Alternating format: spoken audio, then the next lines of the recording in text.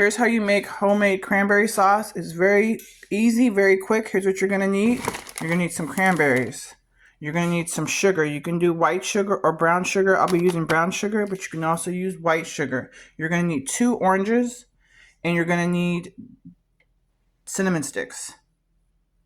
And you're gonna need a half a cup of water. Okay, so let's get started. Get a pot that has a lid because these cranberries will pop. Take a half a cup, pour it in your pan. Okay, then you're going to take the juice of 2 oranges, pour that in there.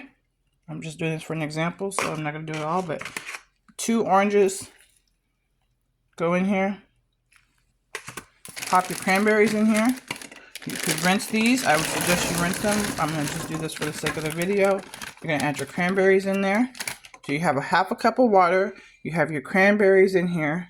You have the 2 oranges juice in here, and then you're going to have the zest. Now I've already used a microplane. If you guys don't know what this is a microplane. You use this and you get the skin off of your oranges like this.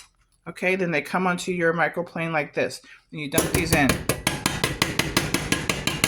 Okay, so you need the zest of 1 orange, and you need a half a cup of brown sugar. And put that in there. Okay, so you do all that. That's pretty much it. Now we're going to add our cinnamon. 2 cinnamon sticks in there. Let's give this a quick little stir. And we're going to put the top on. Because remember, these will pop like popcorn. They'll be flying. You have to have a lid on this. Okay, so get this kind of mixed in there. As it starts to get hot, it's going to start to melt down. Okay. Very important you have your orange in here and your zest in here. It gives it such a tang. We're going to put our lid on this. And we're going to wait for it to cook. So that's how you make cranberry sauce.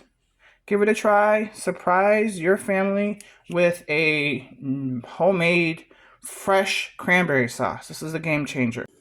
Here are the cranberries after about 7 minutes. Look at that. They soaked up a lot of the liquid. They're continuing to cook. I'm going to pull them off the heat.